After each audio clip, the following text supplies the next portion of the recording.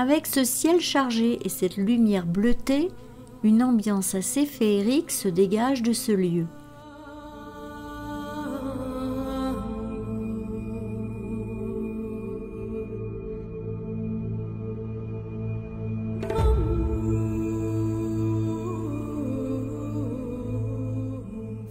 Nous avons 2 traversées en ferry pour débuter cette nouvelle journée et nous diriger toujours plus au nord.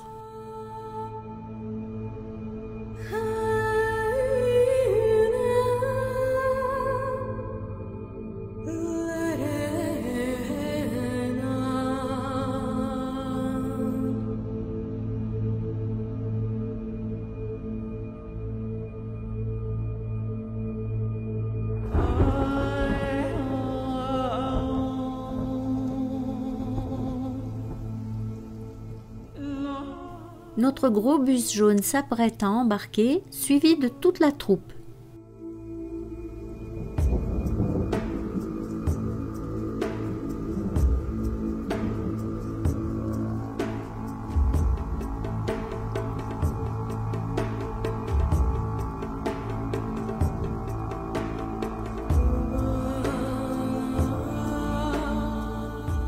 La première traversée a été assez rapide et déjà nous nous trouvons sur la seconde embarcation.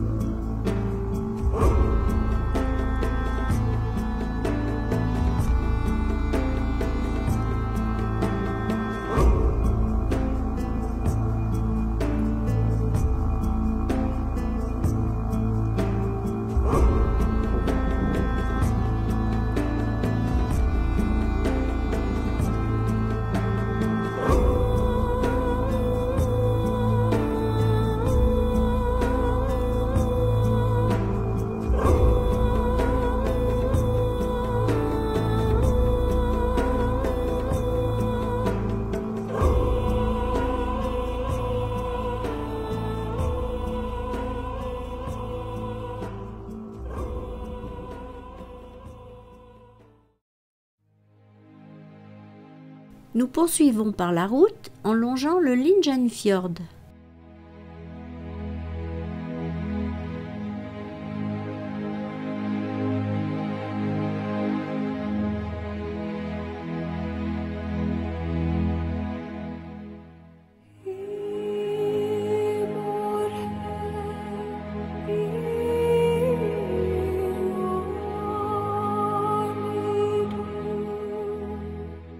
Après environ 1 heure de trajet, nous arrivons au Kåfjord, dans le comté de Finnmark.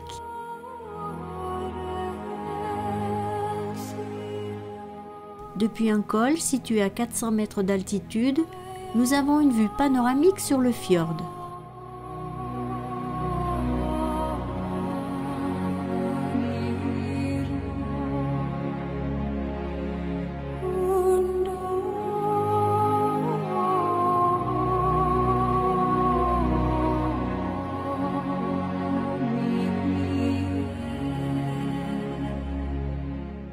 C'est dans ce décor magnifique que nous nous arrêtons pour déjeuner.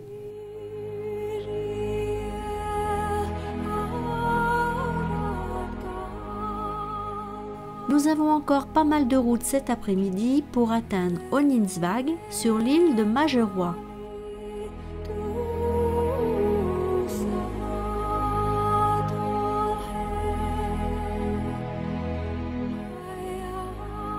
Enfin, nous apercevons nos premiers rennes, mais le chauffeur ne veut pas s'arrêter et notre guide prétend qu'on en verra d'autres.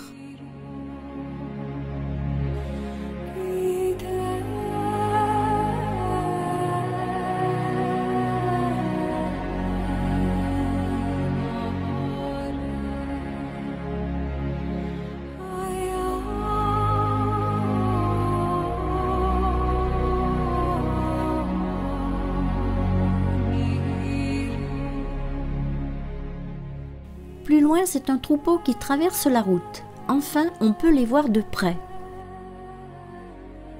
Animal emblématique de Norvège, le renne est robuste, pouvant peser jusqu'à 180 kg pour un mâle adulte. Mâles et femelles portent des bois recouverts d'un velours laité qu'ils perdent à l'automne. Les bois des grands mâles sont une arme redoutable pour affronter leurs prédateurs. Il se nourrit d'herbes, de buissons, d'écorces et de lichens qu'il doit parfois chercher sous la neige. Pour les Samis, dernier peuple autochtone d'Europe que certains appellent Lapons, l'élevage du renne est une activité ancestrale fondamentale qui leur est réservée en Norvège. Les troupeaux peuvent aller et venir librement, ce sont les hommes qui les suivent. Les bêtes sont rassemblées parfois au cours de l'année à l'aide d'hélicoptères et de motoneiges, notamment pour marquer les jeunes.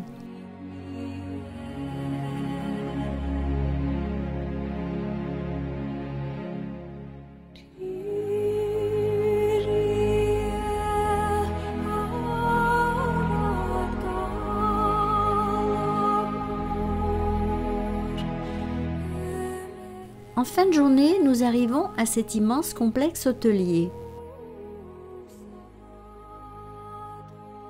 Les bâtiments sont reliés entre eux par une succession de passerelles et d'escaliers.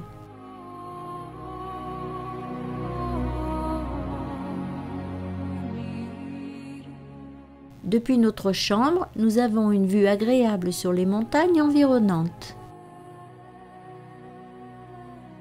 Nous sommes situés à l'extrémité du Finnmark, sur l'île de Magerøa, tout près du Cap Nord, à Honningsvåg. Vers minuit, nous partons au bout du monde, au Cap Nord. Sur cette animation, on peut voir que le jour est permanent à cette latitude chaque été, de la mi-mai à la fin du mois de juillet. C'est pendant cette période que l'on peut voir le soleil de minuit. Cette illustration représente la trajectoire du soleil en dessus de l'horizon entre 18 h et 6 h du matin. Au bout d'une falaise tombant à pic dans l'océan, dont le plateau culmine à 307 mètres au-dessus des eaux, le globe indique l'extrémité du continent européen à 71 degrés de latitude nord. Ici, il n'y a que la mer entre nous et le pôle Nord. C'est de ce point symbolique que l'on observe la course du soleil de minuit, si toutefois le temps le permet. Voilà ce que nous sommes venus voir.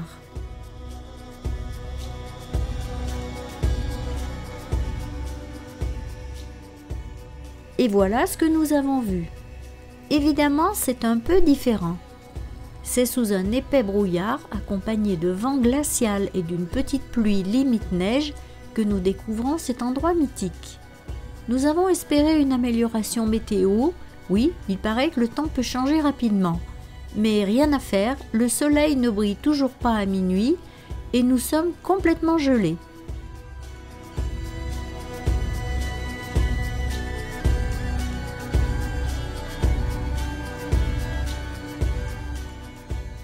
Enfin, c'est pas grave, rien ne peut altérer notre bonne humeur et nous sommes super contents d'être au Cap Nord.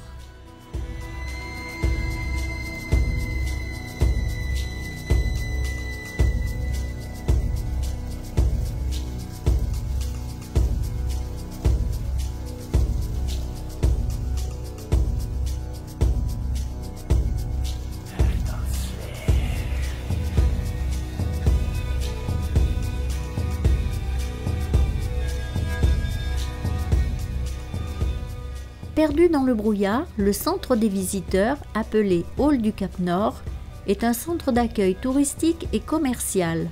On peut acheter des souvenirs et même envoyer une carte postale d'ici, car le centre possède sa propre boîte aux lettres. Le Cap Nord attire environ 200 000 touristes tous les ans en été.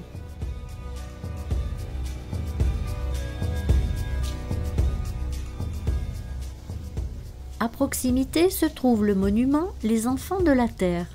Ce sont 7 médailles en bronze réalisées par 7 enfants de différents pays à la demande du gouvernement en 1988. À côté, une belle statue mère et enfant – réalisée par Eva Rebaken.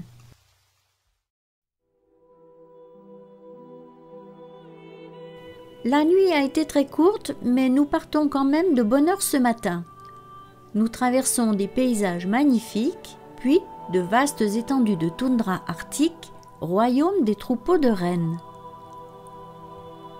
Les jeunes emboîtent le pas des adultes et pour nous c'est un réel plaisir de les voir évoluer ensemble dans ces grands espaces. Depuis le début du voyage, nous espérions tellement voir des rennes, cette fois nous sommes comblés.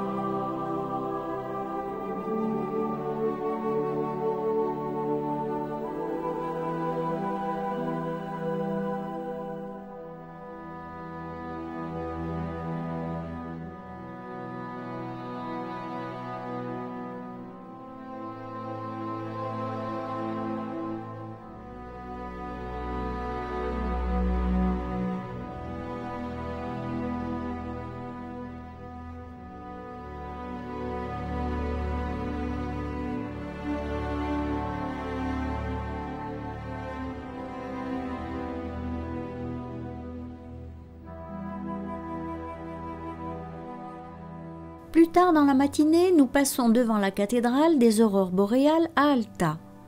Nous prenons un moment pour regarder de plus près cet édifice.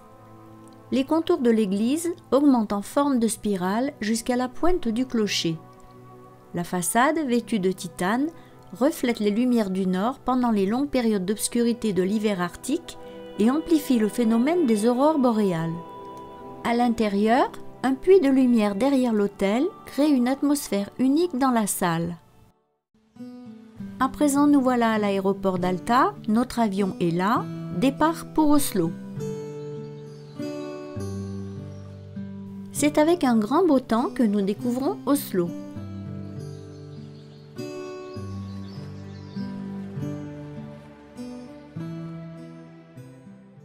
Nous nous rendons au parc Frogner, le plus grand parc de la ville. Il figure aussi parmi les premières attractions de Norvège, avec plus d'1 million de visiteurs par an. C'est aussi le plus grand parc de sculpture du monde, réalisé par un seul artiste, Gustav Vigeland, qui a vécu de 1869 à 1943. Sculpteur de talent, la ville d'Oslo lui a offert un contrat à vie, en échange de ses œuvres à venir et d'un atelier. Les parapets du pont en granit, qui mesurent 100 mètres de long sur 15 mètres de large, sont ornés de 58 sculptures en bronze que Vigeland a conçues dans les années 1925 à 1933. Le parc met en scène plus de 200 sculptures en granit, en bronze et en fer, pétrifiées dans leur nudité, présentant l'humanité sous tous ses aspects. La statue en bronze du garçon en colère compte parmi les sculptures les plus célèbres du parc.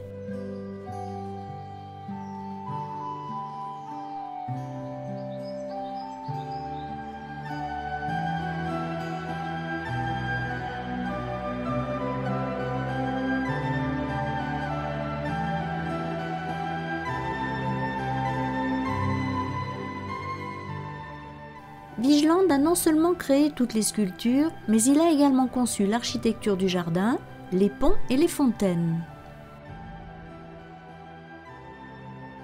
Le sol est couvert de 1800 mètres carrés de mosaïques en granit noir et blanc.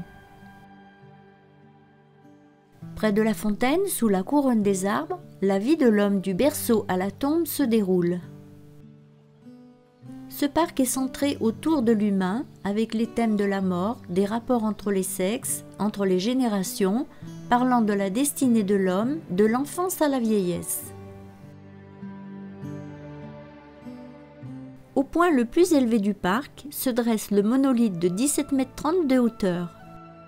Il est composé de 121 personnages enchevêtrés, sculptés dans un bloc de granit unique, d'où son nom. Il a représenté un travail de titan, puisque 3 tailleurs de pierre y ont œuvré quotidiennement pendant 14 ans. les personnages de la sculpture semblent grimper l'une sur l'autre vers le paradis.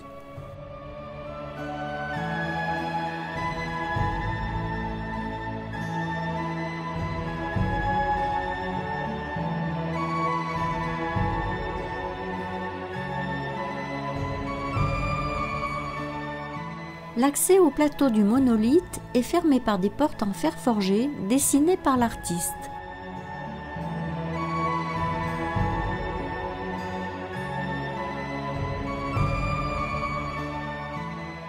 Face à nous, la roue de la vie.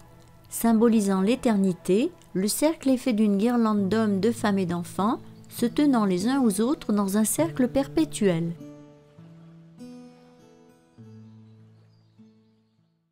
Après le parc, c'est le musée des bateaux vikings que nous allons visiter. Ici sont présentés 3 magnifiques dracars vikings du 9e siècle, miraculeusement retrouvés. D'abord utilisés pour la navigation maritime, les bateaux servaient ensuite de sépulture à des chefs vikings pour les transporter vers le pays des défunts. Le bateau d'Osberg, avec ses 22 mètres de long, est le plus grand et le mieux préservé.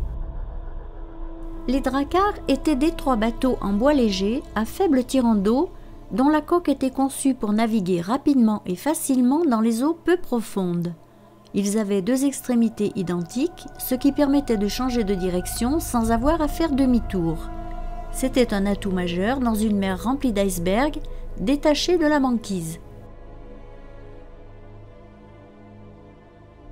Le bateau de Gokstad, un peu plus petit, était très performant pour la navigation.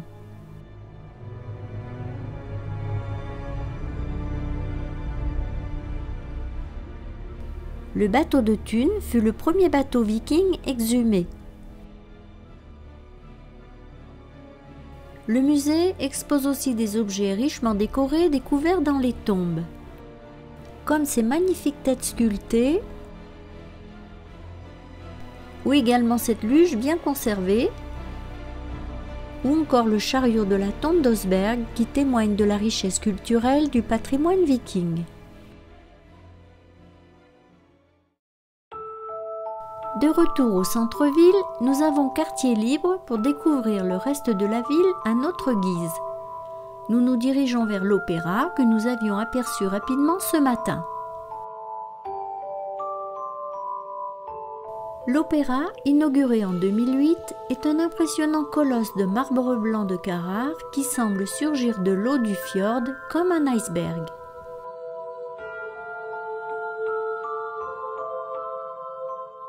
Les inclinaisons de la structure invitent les visiteurs à monter sur son toit qui culmine à 32 mètres.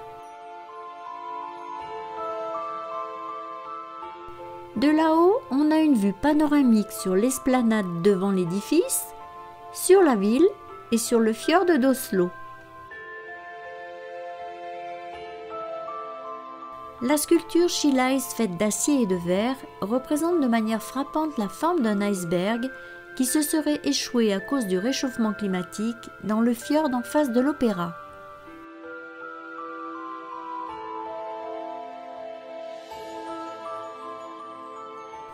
De l'intérieur, le hall d'entrée est un grand espace ouvert décoré avec des matériaux naturels comme ce mur en bois de chêne.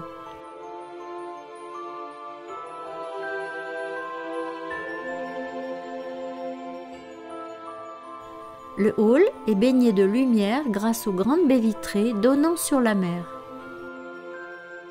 L'opéra possède également des bars et restaurants. Nous nous installons en terrasse, face au fjord, pour une pause déjeuner bien agréable.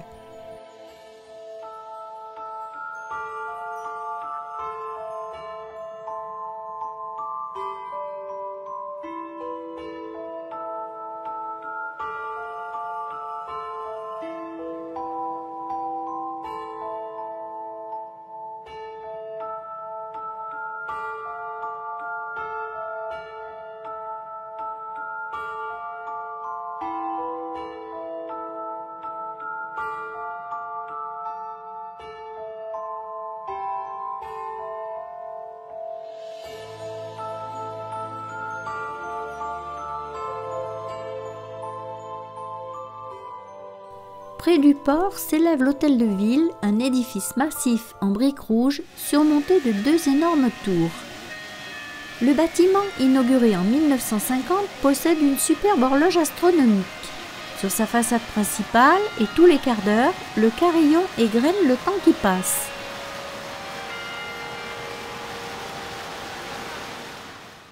Il a été décoré par les plus grands artistes norvégiens de la première moitié du XXe siècle, avec des motifs tirés de l'histoire, de la culture et du monde du travail norvégien.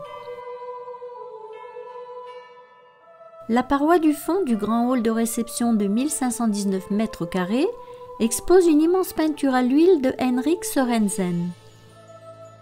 Chaque année, c'est dans son hall richement décoré qu'est décerné le prix Nobel de la paix.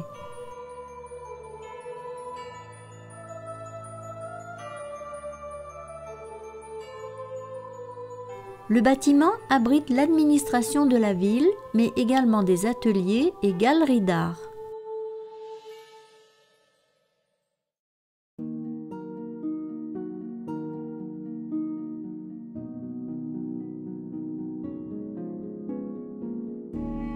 Le centre-ville, animé, est particulièrement adapté aux piétons et aux cyclistes. L'avenue principale, avec à l'horizon la silhouette du Palais Royal, porte le nom de Karl Johan, qui a été en même temps roi de Suède et de Norvège. Oslo est la capitale de la Norvège depuis 1814. Avant, la ville s'appelait Christiania. Elle s'étend sur une superficie de 450 km² et compte une population de près de 634 000 habitants. Ce bâtiment, nommé le Storting, est le siège de l'Assemblée nationale norvégienne.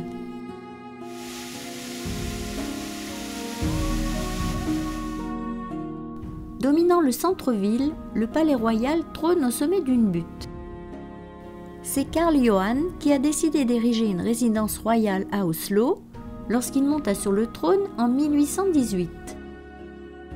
Aujourd'hui, le roi Harald V et la reine Sonja occupent les appartements situés au 2e étage du palais. Devant le château, on peut admirer une statue équestre du roi Karl Johan.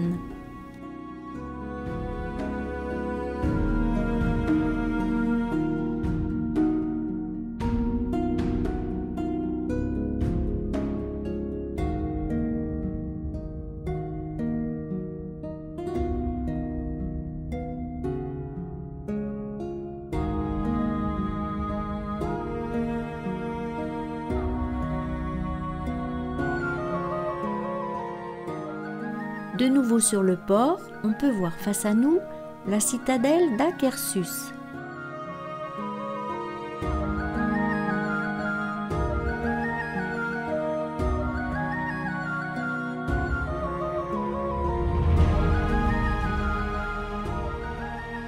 D'énormes navires chargés de passagers font escale dans l'Oslofjord.